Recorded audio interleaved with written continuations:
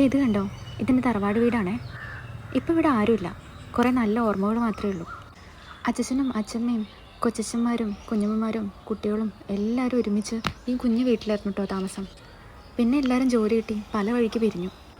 ഇപ്പോൾ ഇവിടെ വന്നിങ്ങനെ ഇരിക്കുമ്പോൾ എന്തോ സങ്കടമാണ്.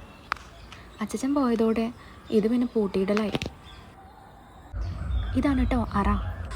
പത്തായവും പഴയ കുറച്ച് താളിയോലകളും അച്ഛൻ്റെ കുറച്ച് വിളക്കും ബുക്കുകളും എല്ലാം വെച്ച് പൂട്ടിയിരിക്കുക. തടി കൊണ്ടുള്ള മച്ചാട്ടോ, അതുകൊണ്ട് ഭയങ്കര തണുപ്പാണ് വീട്ടിൽ. ചെറിയൊരു കോണിപ്പടിയുണ്ട്, ഇപ്പോൾ ഉപയോഗിക്കാൻ പറ്റില്ല.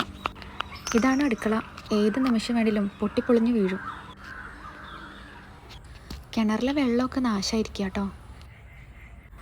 അടുക്കളയിൽ നിന്ന് ഇറങ്ങി വരുമ്പോൾ തന്നെ ഇതിങ്ങനെ ഒരു കുളമുണ്ട് കേട്ടോ. പണ്ട് എണീറ്റ പാടെ ഇതിൻ്റെ വരമ്പത്ത് വന്നിങ്ങനെ ഇരിക്കുമായിരുന്നു. ഇപ്പം വെള്ളമൊക്കെ വറ്റി കിടക്കുക കേട്ടോ. നല്ല വെള്ളമായിരുന്നു പണ്ട്. ഞാനും ചേച്ചിമാരും അനിയത്തിമാരും ഒക്കെ ഇതിൽ നിന്ന് കയറണമെങ്കിൽ അച്ഛമ്മ വടിയെടുക്കണമായിരുന്നു.